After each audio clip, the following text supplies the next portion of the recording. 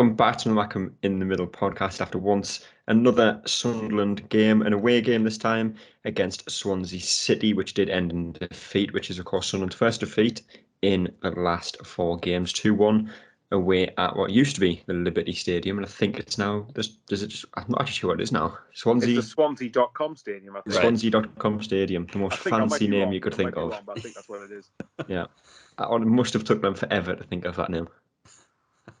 Very original, isn't it? Very original, absolutely. And there's another state. I think it's in the Championship. There's another stadium with the most standard name ever. And off the top of my head, I can't think what it is, but it might come to me later. Is it Reading's? What's it called? Leasing Car Stadium or something? No, there's a stadium, and I'm sure it's just called like the club name, and then stadium. But I can't think what it is off the top of my head. I'll have to look into that one, and I will, because it's going to annoy me now. But like I say, 2-1 defeat away to Swansea, a game that we did go 2-0 down in. We did pull the goal back in the second half, but that proved to be too little too late, to say the least. And as always, we'll get into what happened during the game and a little bit about what happens after the game, and a brief look ahead to Saturday's game against Wigan. Of course, that is back at the Stadium of Light. But first and foremost, like we said there, Michael, first defeat in 4 games. And I think it's realistically, out of the last kind of 3 fixtures, obviously Preston, Blackpool and Swansea, don't think anyone accepts a defeat. No one wants to get beat. But looking at the fixtures, Swansea away, they're a team that are playing good football, getting results. It's one of the games that I don't think there'd have been too much outrage, I suppose, if we had lost. I think a draw would have been what most people probably wanted out of it. I'm disappointed to have got beat from it. I think that it was definitely a game I would have probably targeted to get a point out of. I would have took a point. I mean, hindsight's a wonderful thing, but I said before the game I'd take a point. Obviously, you can't legislate how poor the first half was, but in general, if you looked at those fixtures, I mean, I think we looked at that group of games. I think it was at Preston, Blackpool, Swansea and Wigan. Swansea being the only game away from home. So we, out of them 4 fixtures, you thought that's the one where we're most likely on paper to get beat. And if I'm being totally unbiased and fair, Swansea are actually in really good form recently. I think they recently beat West Brom, although at the minute everyone seems to take points off West Brom with Steve Bruce there. But they got a very good win at Watford, which begs the question how long Slaven Bilic is going to last. But nevertheless, that's a different conversation. They've had some good form. I think I saw they've won the last 4 or 5 games in a row. I'm just trying to have a look at that now. But so they've won 3 in October and then September. Yeah, okay, so they've won 4 in a row, I think, including this fixture. I might be wrong there, but nevertheless, we've done quite well. We've done well up to this point, but yeah, yesterday, the manner of the first half in particular was particularly costly as to why we lost the game. Yeah, and obviously one thing that will always come up, we said this after the Blackpool game, Kyle, and it will always come up if we lose a game or if we drop points or if we don't score, is the striker situation. But once again, it's probably worth mentioning because with Ross Stewart, with Ellis Sims, with whoever, even if it was just someone who isn't necessarily notorious for scoring goals, just someone who plays in that position naturally, it's probably a different game, especially in the first half. Yeah, you can look at especially the chances that we created, and that's kind of the frustrating part, because on one hand, obviously, I'm just as frustrated as everyone else and asking questions of the front office and the ownership. How did we let this happen, type of thing. A lot of things kind of went wrong to have this happen, and really on the whole of it, we still don't look that bad. Like we're at least managing to a point, but yes, we can definitely look back at these stretch of games and be like, if we had a striker, we could easily have taken not only points from this game, but probably all points from the last 2 games. That's a little frustrating, but I'm not going to let that kind of worry me too much. I mean, they're obviously looking at it. They're looking at bringing someone in possibly. It is frustrating to watch. But even then, I mean, seeing how much we were able to create, we did have some decent opportunities. It's just crying out for someone in the middle, though, to be able to put some of these home, and we just didn't have it yesterday. Yeah, and obviously the first half is essentially what killed the game off, Michael. And obviously we'll get on to the goals that we conceded and realistically just how poor the goals were that we did concede. But I don't think it's out of place to say that is the worst performance over 45 minutes than we've had all season. It's probably personally, to put an unpopular opinion, I didn't think Swansea were that dominant personally, but from our own perspective, it probably is on par with the Borough game. And obviously Borough was definitely at that point the worst performance of the season. So I think the Swansea matches it in that regard, where we looked very toothless. We looked like we were just shoved off the ball too easily. We didn't show much aggression, and I think we were just allowed ourselves to be overrun too easily. But I still felt that, aside from the first 15 minutes, I didn't think Swansea were that much better than us, to be perfectly honest, which I suppose says something about how toothless we were.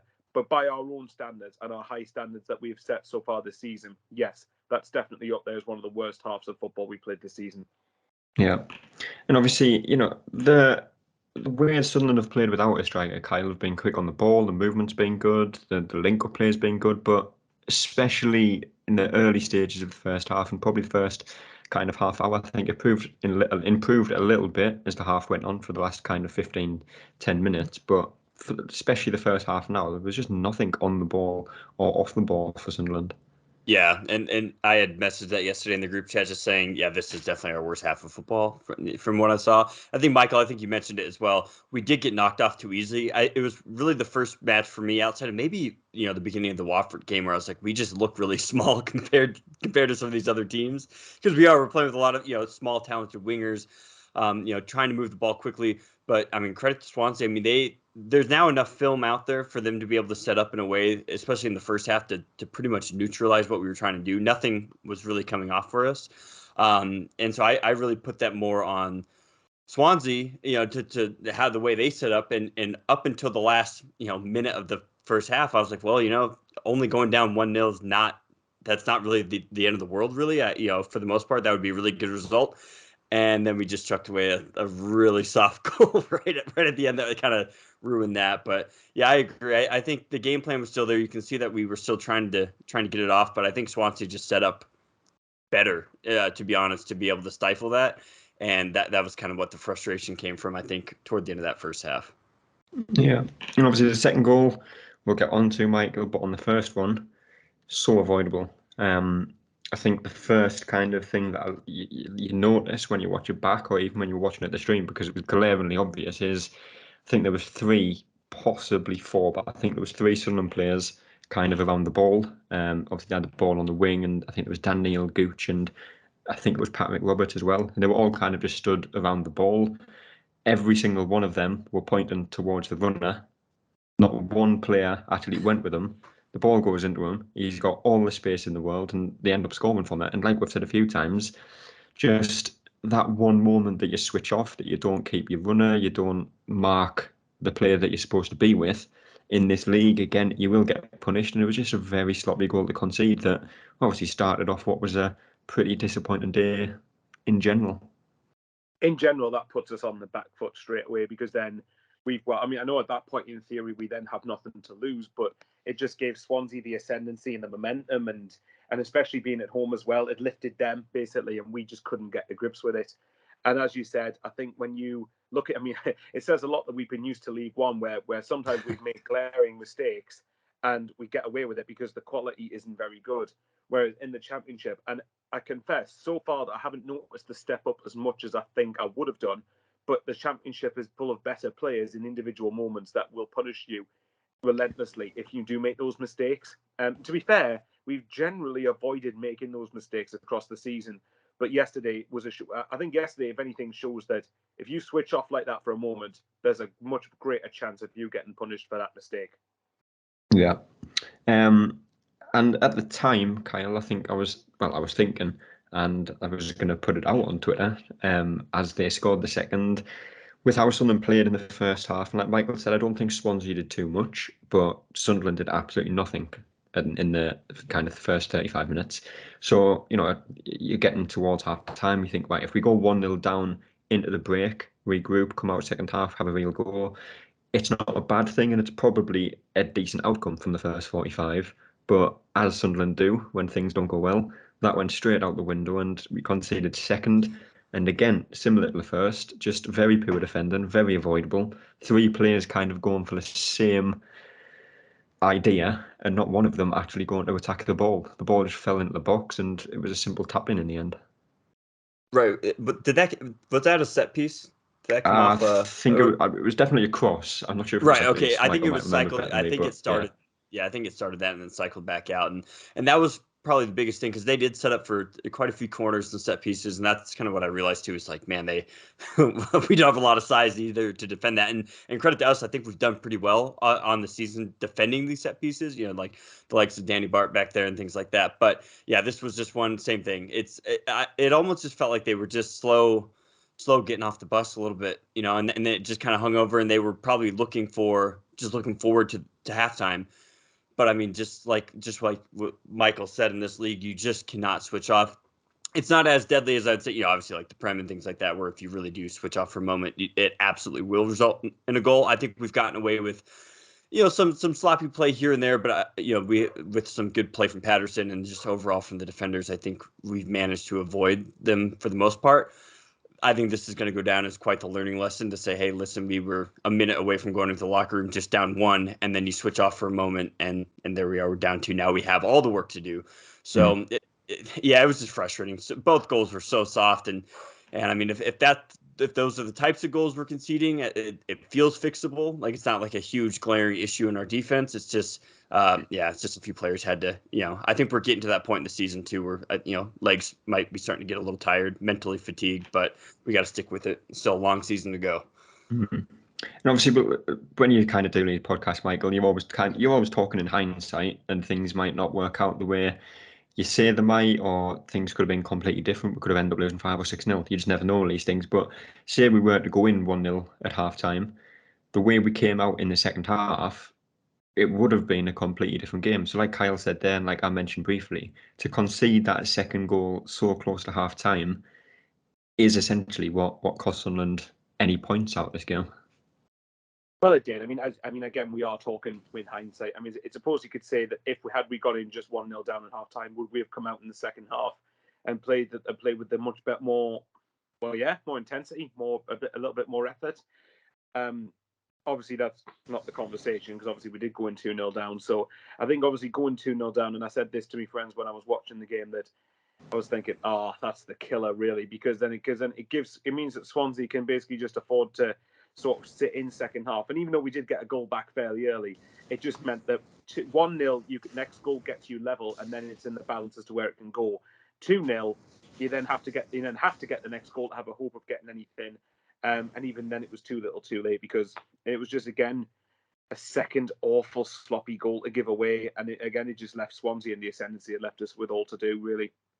Yeah, and obviously we made a few, I want to say, changes in the second half, Kyle. There weren't subs, which was somewhat surprising given how poor we did perform in the first half. But in terms of positioning, and Jack Clarke obviously moved into a kind of central striking role, I guess, and didn't take too long for that to pay off, because Sunderland did get one back, and obviously that was the only thing that really happened in the second half of note. But on that goal, as an individual goal, he took it very well. And for the future, when we don't have Stewart, we don't have Sims, I don't think too many people would be against Clarke playing that central role, because when he did, we did look more dangerous. Absolutely. And even when, let's say, Clarke or Sims, or at least one of them, come back as well, that's still an option too late in the game. If one of them looks fatigued, it's just another option that we can go to, I think, you know, a tactical change. And I think that goal kind of summed up, you know, the Jack Clarke experience in a way, because you can just see the talent that he has, and especially with the ball at his feet. I mean, his touches, everything is so controlled and so perfect, and the way he slotted that away was fantastic. It's just one of those things where it's like, man, I just want to see this every single time now, and it just doesn't happen that way, because that's just how football works, you know.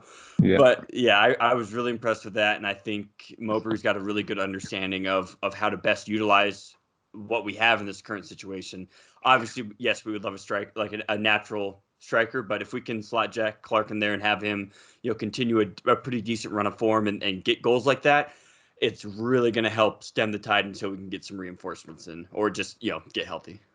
Yeah, and like we've said, Michael, the performance in the second half was much better. We looked better going forward, and obviously we didn't concede in the second half, which is always a bonus. I think Swansea had somewhat won the second half 1-0, basically. We won the second half 1-0. Should be a point out of that. Yeah. But Swansea didn't really pose too much of a threat in the second half, and I think part of that was down to the fact that Sunderland had improved both offensively and defensively, but also the fact Swansea had kind of started to shut up shop a little bit, especially the kind of last 20, maybe 15 minutes of the game, you could tell they weren't really going to go for that third and just wanted to kind of see the game out.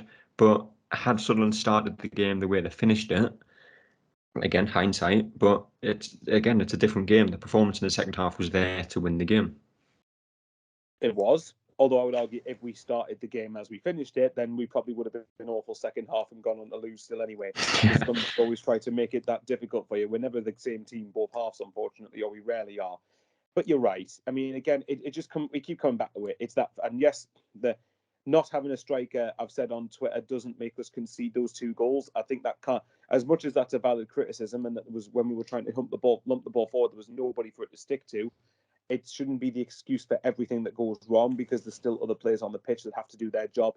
But ultimately, the second half was much better. And if we performed like that throughout the majority of the game, then we get at least a point out of that. But obviously, again, it's hindsight, isn't it? We didn't. Swansea, as you said, didn't really do all that much. I think there was one save Patterson had to make, which came from us basically having to mess about at the back because we were trying to get an equaliser.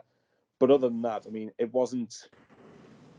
Although we were better second half, I still can't. I'm struggling to remember a great chance that we created, other than obviously the goal that we scored. Maybe one from maybe Pritchard and Ahmad that were blocks, but ultimately, like I said, it's because we started so slowly that we ended up losing the game. Yeah, there was obviously a point in the second half where Jack Clark went down in the box. And for me, that is an absolute stonewall penalty. Was it a dive? Yes, it absolutely was, and the referee got it right.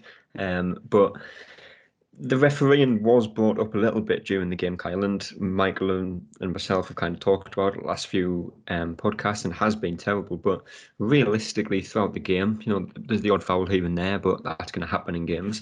I don't think the refereeing was really wrong in the game, and certainly nothing to blame for the result. Absolutely, yeah, and it's. I mean, we still see it. I mean, the refereeing even in this division, it is better, I would say, but it's less blatantly. That's by default, though. Come on. Right, right. Well, and I think I made the comment too. Is like, man, these last couple of games have really. They kind of reminded me of what it felt like in League One a little bit, like really just staunchy teams and decent amount of time wasting, some questionable decisions. And I think one of you guys corrected me yesterday. Is like, yeah, well, anyone in that situation would have kind of time wasted the same way, and I agree. And I think the ref did kind of move things along decently well. I think he carded a few of them, for time wasting. So we at least saw some of that. But yeah, I agree. I think the reffing yesterday was fine. The decision on Jack Clark, you're talking about the one at the very, very end. The dive, most blatant dive you'll ever see. But I mean, and Jack Clark summed it up actually really well. And I'm really impressed with the way, sometimes you get some players who do those post-game interviews and it's just kind of canned answers, just like, oh, we got to try better here and there, blah, blah, blah. Like if you listen to kind of his post-game yesterday, and talk about that decision, I mean, he walks through it perfectly and says that he felt the pressure on the back. He felt a little bit of some contact there. Yeah, I mean, you would like to see him try to get that ball crossed through the middle, but I also don't blame him for looking for that sort of goal. That's what I think the thing is as well, because especially in the EFL, I'm not saying that's a penalty because I don't think it is, but they will have been given before. Right. And it's. I'm trying to think of the best way to put this without somewhat coming across the wrong way, but if you don't go for them, sometimes you won't get them, and someone will do it against you. They'll win the penalty. They'll score it. They'll pick up 3 points for something that should never have happened, and it shouldn't be like that. But that really is how it is. Make the ref make a decision. Human error is a part of this, right? And there's not VAR or anything to be able to rule that out. But put the ref in a difficult position, and see what happens. I mean, we see it all the time. I mean, like Harry Kane, for example, is great at drawing those types of penalties, right? Getting the box, feeling a little bit of pressure, and and going down. And I don't think we've even had a PK yet this season, have we? Have we won one yet? I was trying to remember. I don't think we haven't. I think the last penalty we got, I was talking this yesterday to my mates as well. I think the last penalty we got was against Cambridge last season when we beat them 5-1, which tells you everything. We didn't get one in the playoffs, end of last season. And to my knowledge, I don't think we've had a single penalty this season yet. And we've probably easily had one given against. Have we had one given against us this season so far? No. I don't think. I don't think we have either. So either way, we haven't had a penalty in our games this year. It's probably fine, but I mean, that means we're due, right? And so, we're due one eventually. So, like I said, I don't mind Clark trying to go for that. And if you haven't listened to his postgame, I think, like I said, he summed it up pretty well. But overall, I think the refereeing was fine. I don't think it was anything to blame there. I think he handled it pretty well. Unlike the previous two games where I think the refereeing was pretty abysmal, yesterday's was fine for the most part. I wasn't angry about that at all. Yeah. Well, did finish 2-1, a defeat, and we did kind of we'll touch on the Wigan game a little bit after, actually, but we're going to play ratings. Michael, start with Patterson.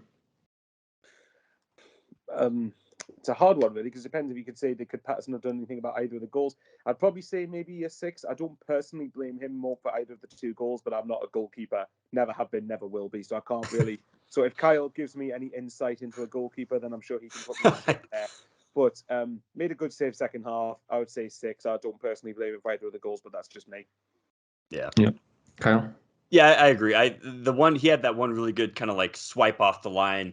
And I've been impressed with him. The way he stood up. I mean, his only other time was in Notts County, and look at him now. He's actually saving us probably a lot of money because now we don't really have to go out and spend anything on another goalkeeper. So, anyways, yeah, that's crazy. 6. I think less than a year ago he was at Notts County. Right, 3 leagues below right, where and he we was are now. great That's there. wonderful. They loved him there. Yeah, he was saving penalties there. So if we do ever get a penalty chance, I like his chances. So there we go. Fair enough. Yeah. Kyle, I'll let you start on this one. No mention of who name it's going to be. I think you know this one. Yes. You did this deliberately, didn't you? Absolutely. Yeah, so it's Lyndon Gooch, I'm assuming, right? Is that where we're going? I was pretty critical of him yesterday. I honestly don't think for the last couple of games, I don't think he's played very well. However, he is playing slightly in a different role than what we're used to. Or probably what he's used to is what I should say. He's not really able to get up and get forward as much, but just some of the passes, and there's just some times where I get what he's doing. He stops with the ball and he's not moving at all, and he just kind of has his arms out, like, and yes, there should be players moving around him and things like that, but at the same time, you just got to keep moving. You can't just stop because that takes away your momentum. People are able to cover you. He just gave away some really soft balls yesterday, so yeah, I would probably go with a 5. And I would say that's probably pretty average compared to where he's been playing the last couple of games, because I don't think he's in his best run of form right now. Yeah, Michael? Yeah, 5 as well. I think that on the whole, Gooch has actually been quite good this season. Yesterday, and actually last couple of games prior to the Swansea game, I actually thought first half against Blackpool was all right. Against Preston was okay. Obviously, second half, nobody was particularly good there against Blackpool. But yesterday, it was bad. I think also that he was one of the players that switched off that led to Swansea's first goal. Yeah. And ultimately, that's what set things in motion. Sort of have the game go against us. So yeah, 5 for me. But he's been better than that this season. Right. Yeah. He'll be fine. He'll be all right. Hopefully. Luke O'Nien, don't think he had his best game yesterday, Michael. Yeah, probably another. This is going to be a podcast of 5s now, isn't it? Usually it's always 6s. Now it's going to be 5s. Yeah, 5 though. I think that there was a couple of times, I think, when he was pulled out of position, and I think that tends to. I mean, Swansea are a pretty neat ball playing team, and obviously tried to play a bit of football. So I think he's probably going to feel the effects of it. Second half was okay, but again, I think first half is ultimately where you judge him, and he was part of the defence that let in 2 goals. Yeah. Kyle? Yeah, I think he's been extremely solid all season. Yesterday, I don't think it was him. I think it was a collective effort yesterday. Really, probably where we're going to get some of these scores. But his decision making is still great. I think it's very quick. It's just one time. Almost every single pass is just a one touch, and it's usually pretty accurate. So I think a 5. Like I said, it's more a group effort here. I think 5 is probably pretty fair. Yeah. On to Danny Bart, Michael. 5 yet again. Again, he's out of all the defenders, I think he's the one that's impressed me the most this season, has shown great leadership. But again, yesterday could struggled with the pace of the game. I suppose if one thing did tell us yesterday, and I like Danny Bart a lot, he's not particularly quick. And Swansea's players again are quite quick, nippy, and are quite fluid on and off the ball. So yeah, 5 again. I mean, again, it's going to be a repeat quite a few times. Second half was okay, but first half didn't cover himself in glory. Yeah, Kyle. Yeah, I would say what he lacks in pace, he really does make up for just game knowledge. He's typically in the right spot.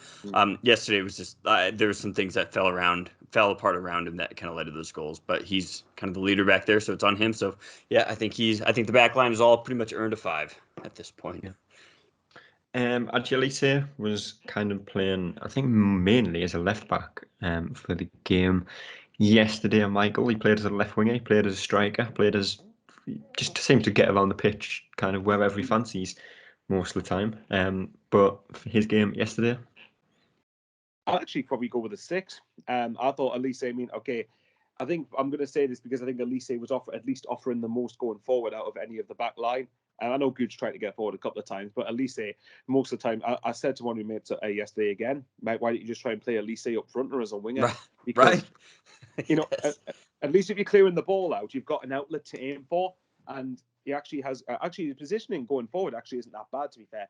Second half yesterday, he was getting forward quite a bit. And first half, I don't think either of the 2 goals came down his side, if I can remember correctly. So I thought 6, but maybe I'm being overly generous. Yeah, Kyle? Yeah, I think 6 as well. I do love the way that he kind of picks and chooses. I mean, maybe it's almost every single time, really, that he just goes forward, which is nice. But yeah, I agree, Michael. Just throw Sirkin back there and then put Elise up top. But what's the worst that could happen? So it's he does. Because Kyle, why not try it? We've got Right. He's big. Yeah, I'm sure he could get a good head on it as well. It's just he's in a good spot. Maybe his final product needs to work on it just slightly, but he does just provide us quite the challenge for opposing teams. Seeing him running full speed at you, I mean, he's got pretty darn good pace and good touch on him. But yeah, I think 6 is fair as well. See, there you go. You got Elise up top, Bart at the back. You've got 2 top buggers either end of the pitch, up the league, into the playoffs. One thing I'll definitely say is I'd rather have Elise up front than at right wing back than what someone suggested, mentioning no names. Still baffled at that one. Still absolutely baffled at that one. But never mind. Jack Clark next. Obviously, he was the one that got the goal back in the second half that gave Sunderland somewhat hope of getting something from the game, which obviously we didn't in the end. But he took his goal well and was, as usual, quite a threat going forward, Michael. Yeah, I'd probably still say 6 because I thought first half he was very, very poor. I thought first half obviously, again, it's probably because we were on the back foot more of the half, but I thought first half he was very anonymous. I didn't even notice he was on the pitch. And then second half took his goal superbly well. It just keeps it. I'm sorry, I know we're going to dig this person out here, but this other person said they wanted to have Jack Clark instead of Scott Twine. And I said Jack Clark will have a good season. So far it looks like I'm being proven right. But there's some interesting opinions get put in this group. Oh, it is opinions, and everyone's allowed their own. But for me, Jack Clark, it's proven me again that if you gave him a home, look what you can do. But I won't bore with people with that again. Second half was much more like himself. Was trying to get in some good positions and was carrying the ball forward better. I just think 6 on the ballot, despite him scoring. I think the first half he was just that poor. That I think 6 you give him because he scored. Yeah, that's fair, Kyle. Yeah, I really wanted to give him a 7, but you're right on the balance of the whole game. You're right. In the first half, I was like, I don't remember him making any sort of meaningful impact, really. And credit to other teams. I mean, they're going to look and see, okay, which players we have to watch out for, with the Sunderland squad, and it's obviously Jack Clark is probably number 1, followed by I'd say at least up top, number 2. Yeah, you're right. They're like, yeah, we don't know what's going to happen with this guy. So, he's just running all over the place. But yeah, I agree with you there. You talked me down from a 7. So interesting. I actually influenced someone with my opinion. Yes, influencer Michael Bowers. Watch out. Oh God. In the midfield, Corey Evans, obviously we'll get onto that, but he will miss the Wigan game, but obviously started this game against Swansea, Michael. Debate between a 5 or a 6. I think I'd probably go with a 5 just because he got a booking. And I think obviously that takes him. I didn't even notice this until I think someone in our group chat put this after the game that he's had he's suspended now for the Wigan game, isn't he? So yeah. Probably a 5 again. First half got completely overran. Second half I think was much better. Had he not got booked, I probably would have given him a 6. But yeah, 5 for me. Yeah, Kyle.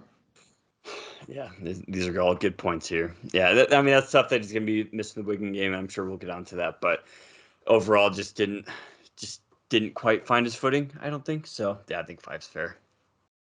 Dan Neil, alongside him, obviously he got a booking, which I think was somewhat harsh because the City seemed to kind of stumble over each other. but I suppose if that was against us, you'd be questioning if it wasn't yellow. So it all evens itself out at the end of the day. So at times, I thought he showed his abilities, his passing. I think there was one point, I think it was in the first half, that he played a great ball through with Jack Clark, who just couldn't quite get the touch that he needed, and obviously nothing actually ended up coming of that attack. But at times, again, he was caught on the ball. His passing wasn't as clean as it can be, and we know it can be. So, Dan Neil, for you, Michael. Yeah, another 5. I think if you balance it across the whole game, I think that's probably the fairest rating I could give him. I think, when you think the booking is harsh, try seeing a lot of people seeming to start to write Dan Neil off, which is really getting on my nerves. But that's a completely different story. There was a tweet that said Dan Neil is the worst midfielder at the club, which I was tempted to reply to, but didn't, because I just don't understand it. Well, that person is more than entitled to their opinion, but in my opinion, that's rubbish. I think that if you look at, who have we got in midfield? I think Jay Matete is probably technically a worse footballer than what Dan Neil is. But I think just to stop you there, I think what sometimes happens with players is opinions become agendas. Yeah, I think that's a fair way of putting it, actually, and it's not just that. I think that's been the case with Christians. Some fans view Christian Speakman as well, but we'll not get to that. With Dan Neil, I think we've got to remember this is only his second season of professional football, isn't it? He hasn't played. He didn't go out on loan anywhere before. First season in the Championship as well, of course. Well, exactly. So, that's going to take a while for him. He was good at the start of the season, but that, in large parts, that might have been because teams didn't know what to expect from Dan Neil. Whereas now, they've looked at him a little bit. We've had just over a dozen games now, and people will be more accustomed to how he plays and try to combat it. So, again, I think that we're going to have to just be patient with Dan Neil. Put it this way. For goodness sake, Aston Villa apparently wanted him, 10 months ago. So there's clearly this calendar year, he was linked with a move to the Premier League. So, there's a reason for that. There is still some quality in there. But as for his game yesterday, 5. I think he was very, very sloppy in the build-up to the first one. I think, like Lyndon Gucci, I think you said there was another player there. Dan Neil was another one that got caught out of position, I think, was left his marker completely. There was a chance in the first half where I think, to be fair to Gucci, tried to pass the ball to him. Dan Neil wasn't prepared for it and then got robbed of the ball, and that forced Patterson into a save, which I think led to the corner, which led to the first goal. But so, Patch is very poor. Patch is tidy on the ball. But again, he's 20 years old, I think, isn't he? So, and it's his first year in the Championship. Once he, like I said with the team, once he gets much more used to this level and playing to it regularly, he'll be fine. Yeah, not everyone will. There's no player in the world who will have a good game every week. Right. Look at Erling Haaland. He only scored one on the weekend. Jeez, scrub. Exactly. Only 2 midweek as well. Didn't score at Blackpool, so bill a chance. Yeah. But yeah, Dan Neil, Kyle. Yeah, I still love him. I think he's out of all of our players, I think he has the most upside. It's just a matter of tapping into that. I think next year will probably be kind of the referendum on Dan Neil to see really what he's worth. But yeah, I think this year he makes some really nice plays here and there. I think positionally he gets a little lost, but he's never afraid to get on the ball. He's got really long strides there in the midfield as well, which help win some tackles. But as far as the yellow card goes, he's never going to get the benefit of the doubt, especially this season. It's just he's already gotten a red card for kind of similar type plays and things like that. It's just he'll never get that benefit of the doubt, and I think he'll typically come up with a yellow in most games. But come on, Kyle. Let's not go back to referees again. I know. Yeah. Sorry. Yeah. So, what you gave him a 5 or a 6, Michael? I gave him a 5 personally. The 5 short for Michael. I know. Yeah. It's pretty understandable after. It's a change. It's always the 6. It is. It's a change. Always good to change. Yeah, I think 5's fine. Yep. Yeah. Hopefully, it's a change again next week, but for the better. I was going to say, no, don't make us start giving 3s and 4s out. Yeah. Callum McFadzean days are over. Yeah, we don't need to worry about that. Oh, you can PTSD. Minus. But anyway, Elliot Embleton again started the game, and we've kind of talked about him before, about how he probably has a better impact when he comes off the bench. He either starts games very well or completely ghosts them. And again, I think that yesterday was a game that I just don't think he really offered too much, especially going forward. I don't think he's suited to play in the kind of way that Sunderland looked to set up, especially away from home, where you're expected to press, you're expected to run all game, you're expected to track back. I think he is a good player technically. I just don't think the work rate is quite there for this kind of formation, for this kind of style of play. That said, he did show flashes but from a player that, like we say, we know his qualities, I don't think flashes at this point is quite enough, Michael. Yeah, I think I'm going to get stick for this. I said don't bring out the number 4s, but I think I'm going to bring one out here. I thought Hamilton was pretty poor, and even in the second half, I didn't really notice him as much. But I suppose if I can't give him a 5. I don't think he was good enough for a 5, but I think or average enough for a 5, I suppose. To be fair to him, being given him a big amount of leniency here, this is not his position. He's been shoehorned into. At times, he's been shoehorned into basically a false 9 role, and that's not his game. And yeah, I thought across the whole game, I thought he was probably the least effective, the most anonymous. And again, I think Everton has got quality, but I'm with you. I think he's a much more effective player coming off the bench. I think when you've got tired defenses and when you've got players been running around for 70 minutes, if you bring him on for 20, his quality actually will be quite useful in that regard. But yeah, 4 for me. I didn't think he was that good. Yeah, and just before we get to you on that, Kyle, obviously you've got the likes of Jefferson Bennett on the bench, or Jefferson Bennett, I think is how you actually say his name, which I've worked out, Michael. Obviously, we've only really seen him come off the bench for the last kind of 30, 20 minutes, whatever it is, when he comes on. And obviously, that is a completely different time of the game compared to if he was to start it, because, you're running against tired legs. We know how fast he is, how skillful he is. So he's going to have the beating of his fullback.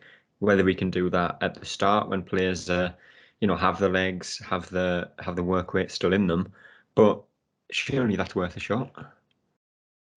Again, but it's like we said, we jokingly said with Elise, or did we joke, saying Elise could go up front?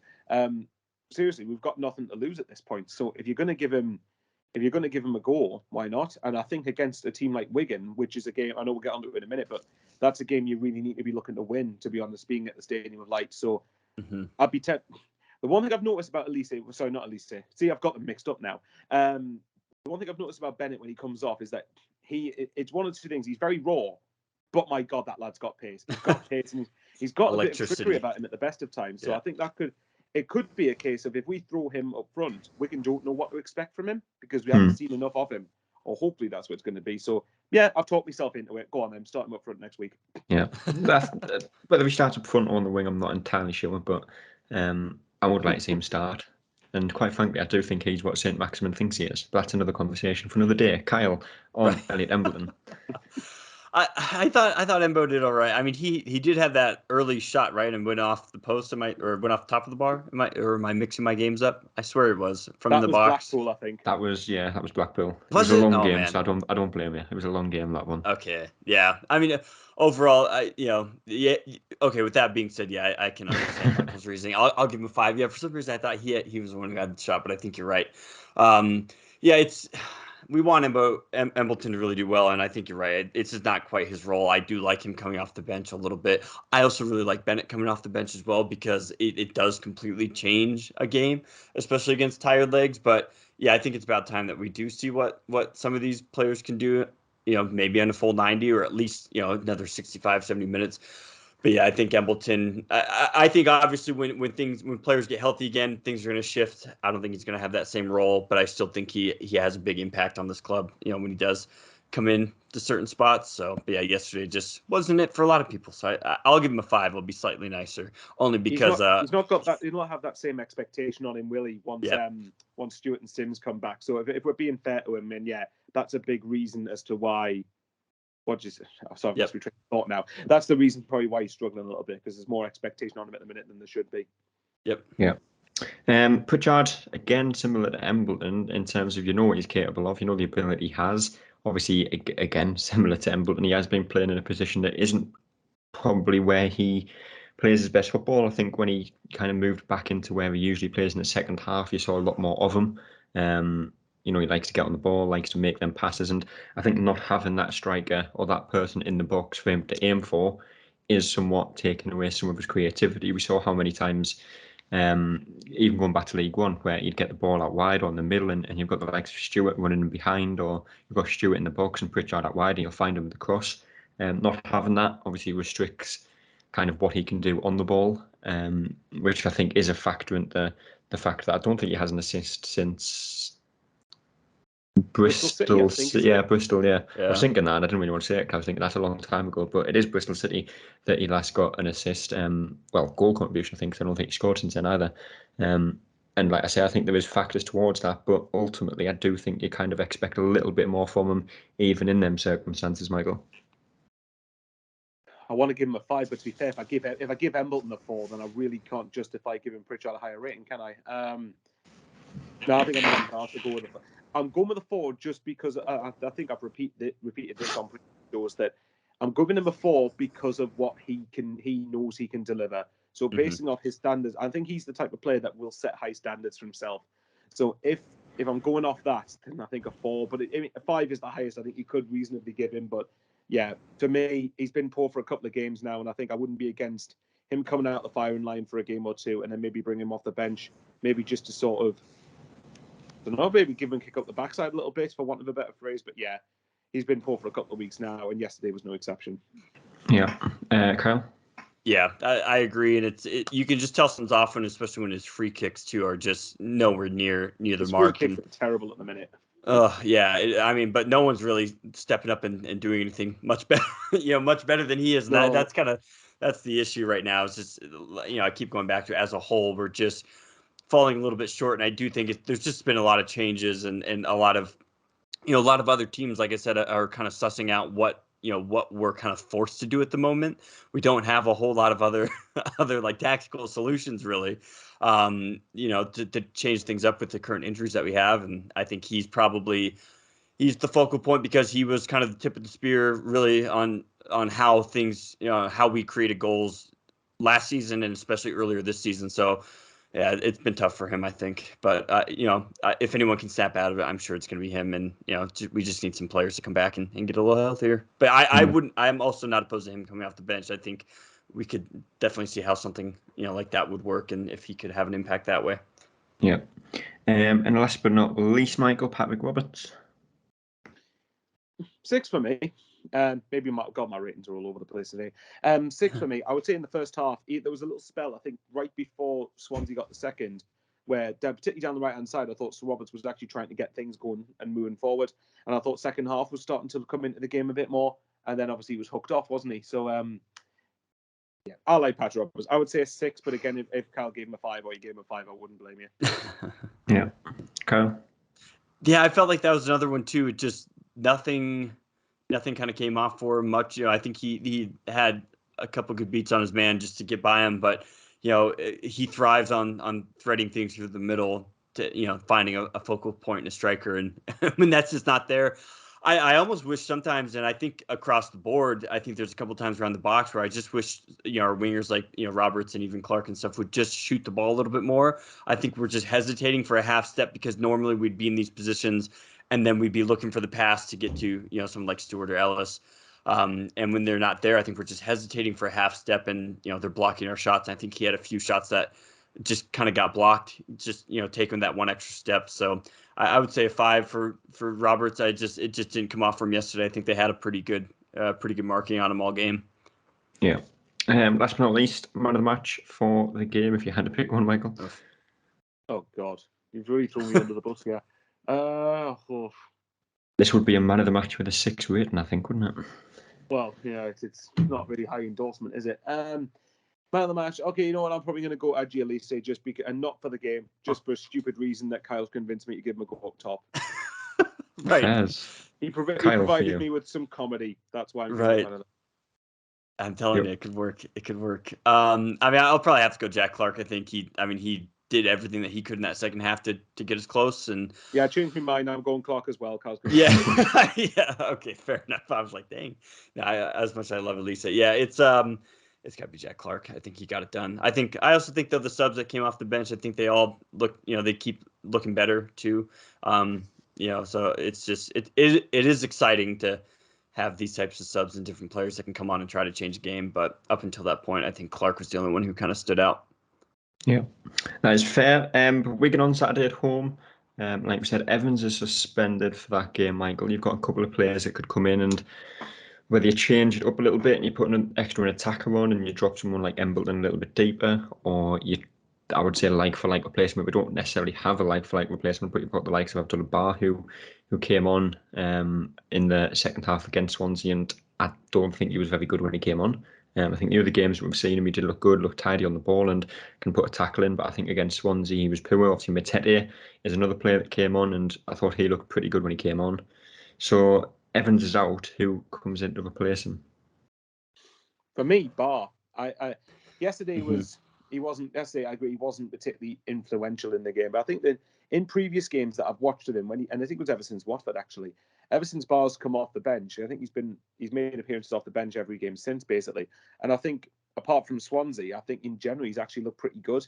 And it could be that if you start Bar alongside Neil, for example, granted that's two very young midfielders, but we don't have anyone else who's experienced in that position, I don't think. So that's going to be a bit more difficult to accommodate. Sorry? Elise. Yeah.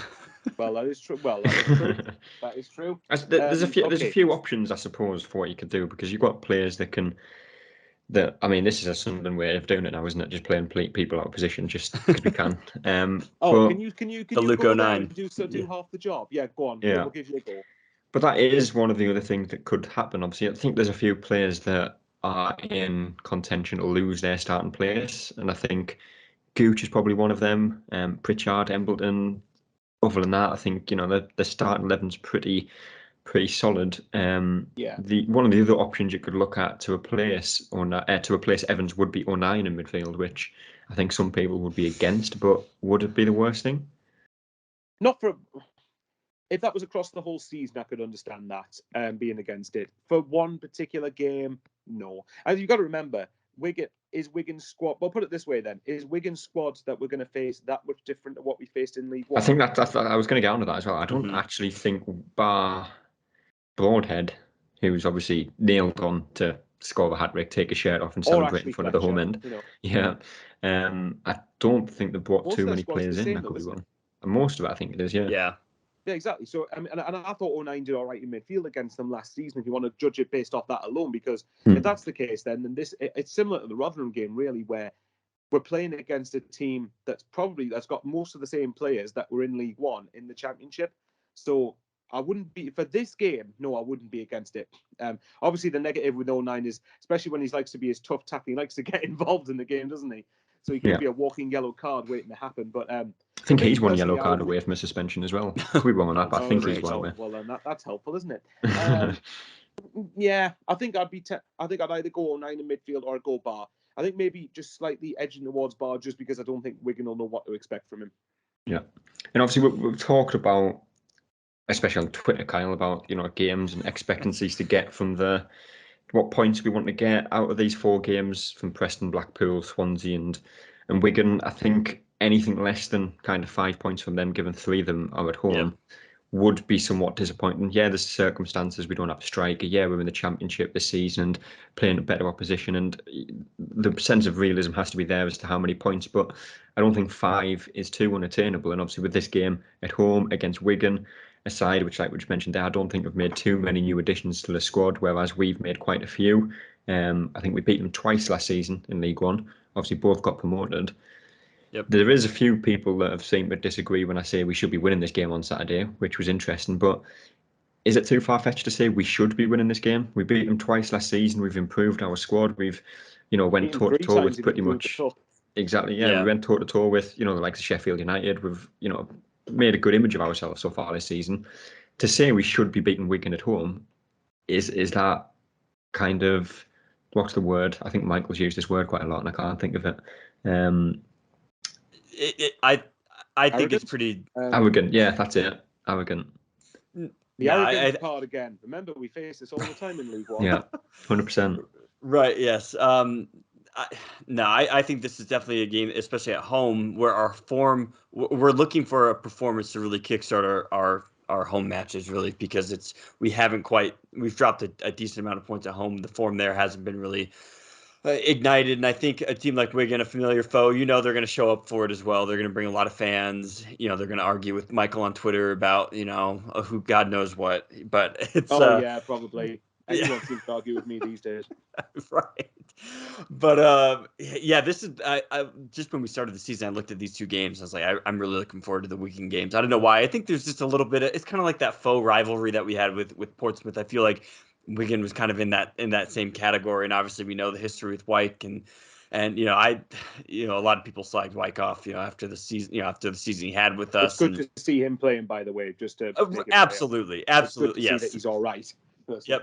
Yeah, it's good to see him back out there, and he seems to be enjoying it, and and things like that. But yeah, I don't think that's arrogant at all to say. This is absolutely a game that we should be winning. I mean, they're sitting 16th right now. They just kind of got battered. I think 3-1. They tend to give up early goals. The last few games they've given up. Usually in the first 20 minutes.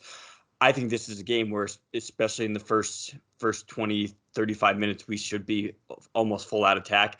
I don't like the idea of putting Luke O'Nien in the midfield only because of how well he's played in his current position. I just don't want to do anything to throw him off that form at all. I think you keep him in there until until the wheels fall off. I think he's done so well that I think we have the talent on the bench. I like the idea of Ba, even maybe a Matete in there could play a nice role. It'll just be interesting to see. I think the way they're set up and the way they'll defend, I think our wingers will have a lot more production than they've had in the last couple games. So I'm really looking for us to get out there and especially get an early goal, get the Stadium of Light kind of behind us, quiet them down a little bit. I think it's going to be key to that game. Yeah. Just to add to that, I think if you look at the fact, if you're going to make the argument that I don't think it is arrogant to expect to be winning this game. Put the roles reversed. When we go to Wigan or when we go to Rotherham, would they not be expecting to beat us at home, considering we're a promoted team with them?